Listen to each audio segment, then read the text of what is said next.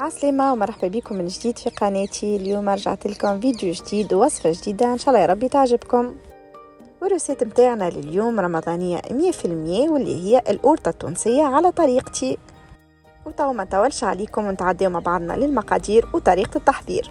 وللطبقة الأولى باش نسحقوا بات فيلو اللي هي بات متاع البقلاوة وشوية زيت نباتي. نحب نقول لكم اللي القورطه هي اصلها تتعمل بالبات نتاع البريك، بورقه البريك، اما اني هوني حبيت اليوم نعملها بالبات فيلو باش تبدا تتقرمش وتقعد اكثر وقت كروكونت. جبت المول متاعي، حطيت فيه اول ورقه من البات فيلو، حطيتها دهنتها بالزبده بكلها. جبت الورقه الثانيه باش نقعد نعمل الطريقه هذه حتى لين نوصل ال5 ورقات. ومن بعد باش نخليوها على جنب باش نحضروا الكريمه. ماذا بكم ما تغطيوها هكا شويه بطخشون باش ما تشيح لكمش الورقه. وللكريمه سهله برشا. باش نسحقوا 500 مليلتر حليب، حطيت عليهم 4 مغارف كبار نتاع نشا، 3 مغارف سكر كما تحبوهاش حلوه برشا، ومعها مغرفتين هكاكا نتاع عطرشيه ولا ماء زهر. اول حاجه باش نحطوا السكر ولا حليب والعطرشيه والنشا نخلطوهم في البارد شويه، ومن بعد نحطوهم فوق الغاز حتى لين يطيبوا بالكدا، لين تغلي الكريمه متاعنا وتعملك الفقاعات هذوكم معناها طابت. نخليوها نحيوها من الغاز، نخليوها على جنب.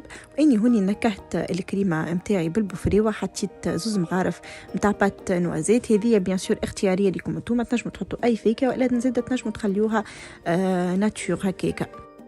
ومن بعد نجيبوا الفوم تاع البات فيلو متاعنا باش نقص هوني الحراف الزايدين الكل باش نخليها مستويه.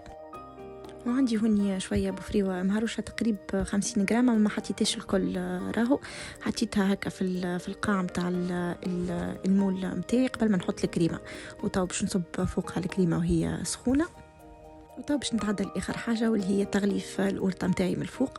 هوني يعني حبيت نعمل فيها هكا كي ديكور من الفوق مغطيه. تنجموا زيد تحطوا نتوما 5 طبقات كيما من اللوطه، كيما تنجموا تعملوا هكا الديكور هذيا، وتجيبوه وترصفوه بالطريقه هذه فوق القورطه نتاعي فوق الكريمه.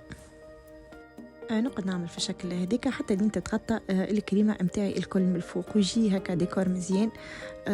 والا كما قلت لكم تنجموا تحطوا 5 طبقات من الفوق عاديين، وما تنسيوش زيد تدهنوهم بالزبده بين الطبقه والطبقه. وهكا نكون كملت الطبقه الفوقانيه. توا باش نجيب البانسو نتاعي وباش ندهنها من الفوق هكاكا، نحاول ندخلها من الداخل الكل الزيت الكل. على فكره تنجموا نتوما تعملوا زبده، اما راهي بالزيت تجيكم اكثر تتقرمش. ما كان تحبوا تدهنوها بالزبده مش مشكل زياده. ومن بعد باش ندخلها للفرن على درجة 170 هكيكا 180، ما تكونش حامية برشا، وتطيب بوندون هكيكا 25 دقيقة حتى لين تحمر من الفوق ومن اللوطة. وتوا نحيها من المول نحطها في الطبق اللي باش نقدموا فيها. وهوني حضرت شحور للقورطة متاعي ما يكونش ثقيل برشا ومش خفيف. حطوا كيس سكر عليه كيس ماء وخليوه يغلي تقريبا 5 دقائق، فوحوه بشوية عطرشية وإلا ماء زهر، واسقيوا بها شوية القورطة متاعنا. القورطة متاعنا تنجم تتاكل دافية كما تنجم تتاكل باردة زادة. هوني قصيت لكم مورس وحبيت نوريكم كيفاش جيت من الداخل.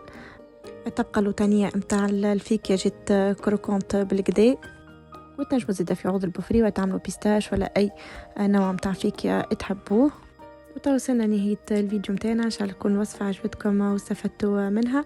ما تنسوش كان جربتوها ترجعوا لي غوتور متاعكم على الكونت انستغرام تاعي. ان شاء الله نحط لكم اللين في الباغ دانفو تحت الفيديو. وتوا ما بقى كان نخليكم في امان الله وحفظوا